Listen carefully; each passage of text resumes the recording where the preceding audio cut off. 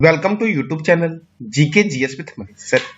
आज 22 नवंबर 2023 है और आज की जितने भी महत्वपूर्ण करंट अफेयर होंगी वो हम इस वीडियो में डिस्कस करेंगे।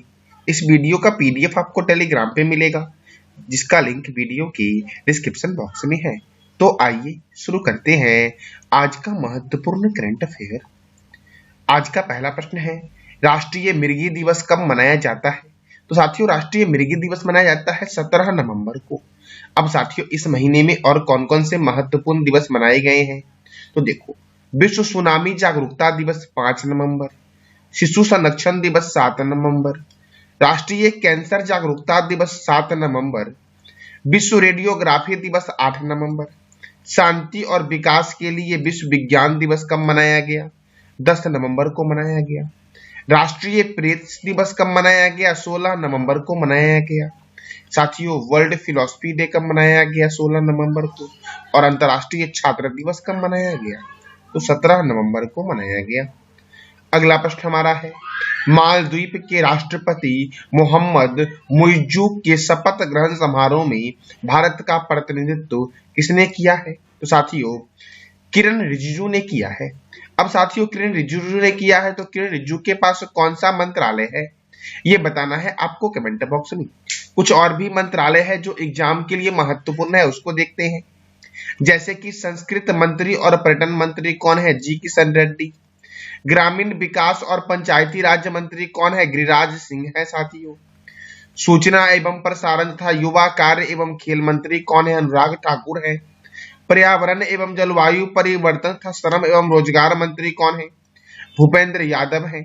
नवीन एवं नवीनकरणीय ऊर्जा मंत्री कौन है? राजकुमार सिंह है साथियों, जल शक्ति मंत्री कौन है? गजेंद्र सिंह शेखावत है।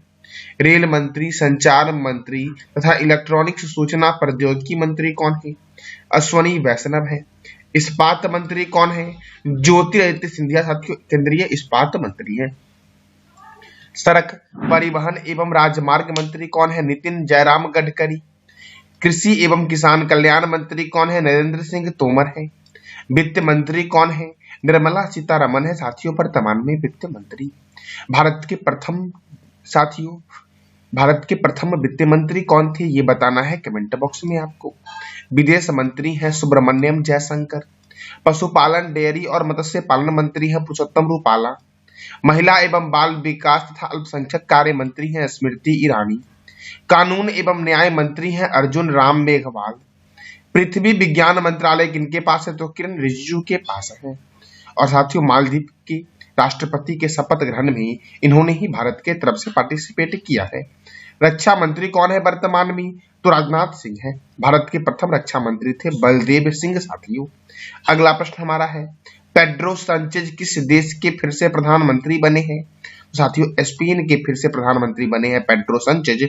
और स्पेन की राजधानी क्या है? मैड्रिड साथियों, स्पेन का राष्ट्रीय खेल है बुल्स फाइटर साथियों, अगला प्रश्न हमारा है, कौन सा भारतीय बैंक सिंगापुर और अमेरिका में योनो ग्लोबल ऐप लॉन्च करेगा? साथियों, भारतीय स्टेट बैंक का एक योनो ऐप आता है जो योनो ग्लोबल करके सिंगापुर और अमेरिका में लॉन्च किया जाएगा। सिंगापुर की राजधानी क्या है? Singapore city. और अमेरिका की राजधानी क्या है? वॉशिंगटन साथियों, भारतीय स्टेट बैंक करेगा। तो साथियों, भारतीय स्टेट बैंक अर्थात स्टेट बैंक ऑफ इंडिया, इसका हेडक्वार्टर कहाँ है? मुंबई में। इसकी स्थापना कब हुई? 1 जुलाई 1955 को।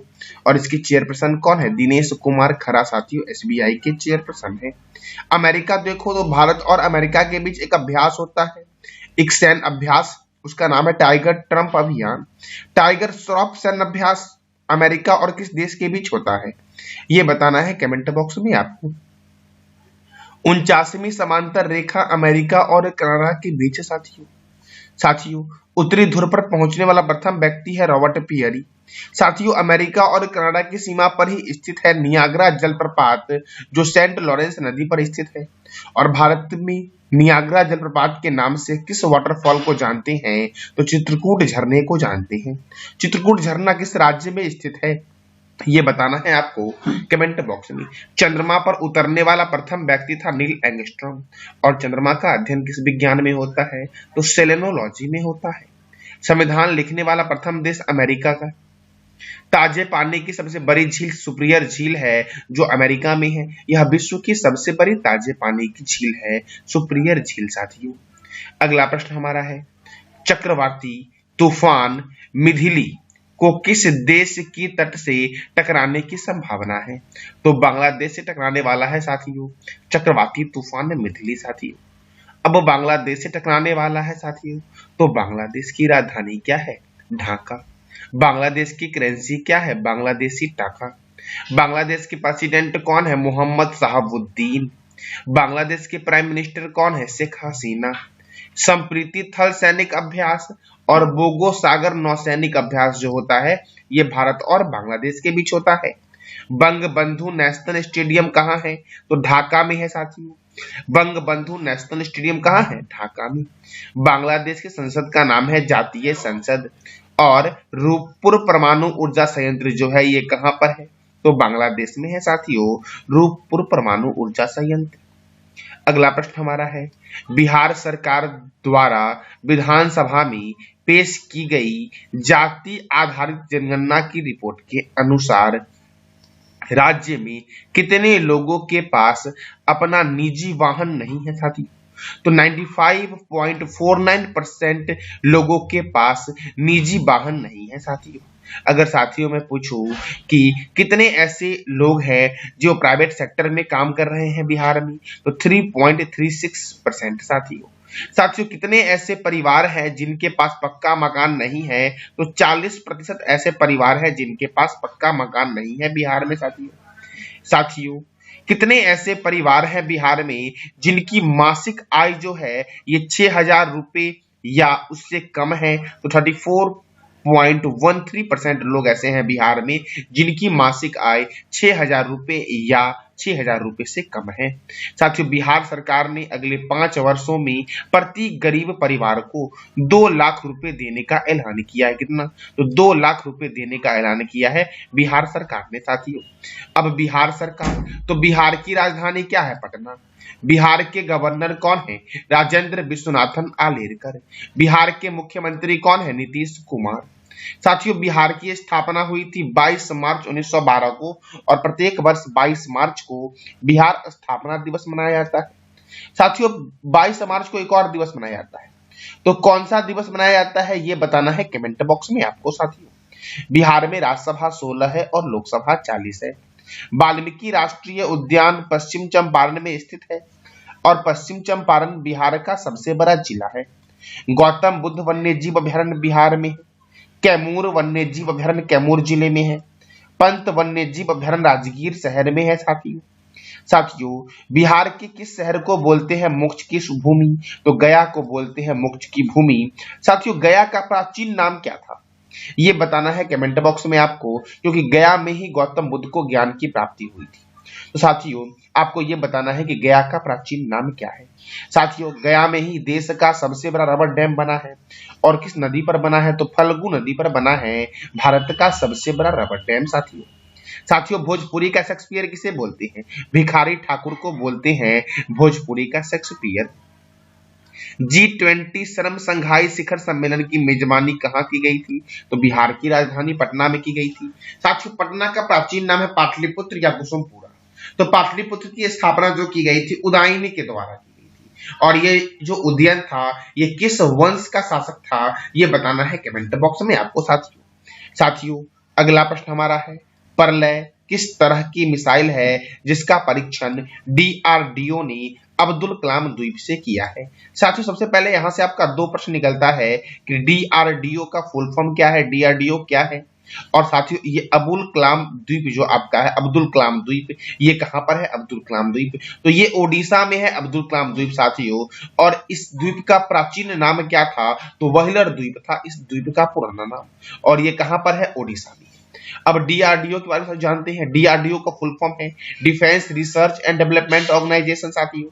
अब देखो, तो मैंने क्या बोला, प्रलय जो आपका है यह किस तरह की मिसाइल है, तो surface to surface short range ballistic missile है। इसका आंसर क्या हो जाएगा ए साथियों, कि प्रलय एक सरफेस टू सरफेस वॉर करने वाली शॉर्ट रेंज की बैलिस्टिक मिसाइल है साथियों, जिसे किसने डेवलप किया है, तो डीआरडीओ ने किया है।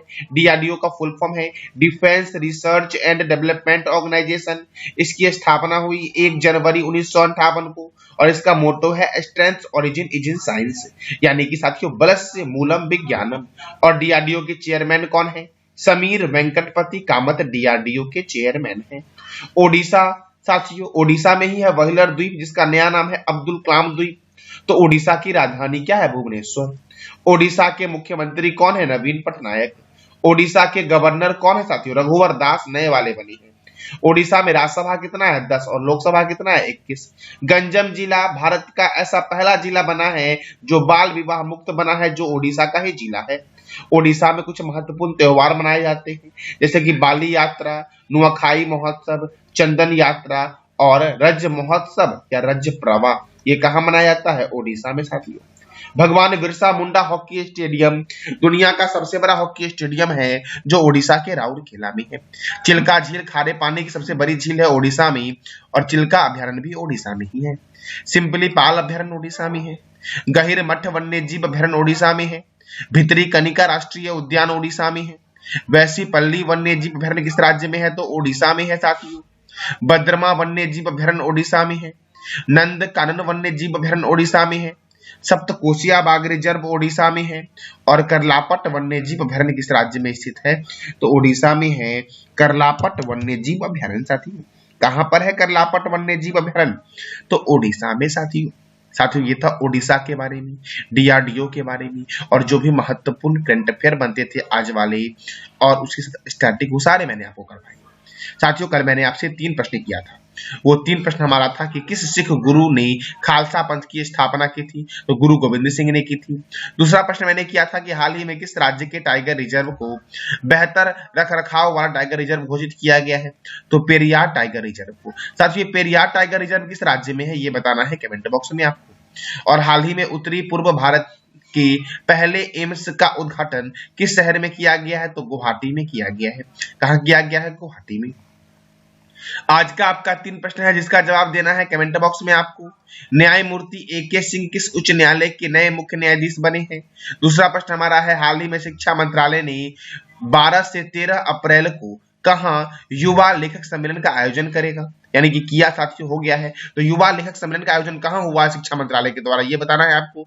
और तीसरा प्रश्न हमारा है किस राज्य सरकार ने एक दिन में 35 करोड़ पौधे लगाने का लक्ष्य रखा है, तो इस तीनों प्रश्न का जवाब देना है कमेंट बॉक्स में आपको। और जानकारी अच्छी लगी तो चैनल को लाइक करें, शेयर करें और सब्सक्राइब करें, साथ साथ बेल आइकन को भी दबा दें ताकि आपको डेली अपडेट मिल सके। धन्यवाद।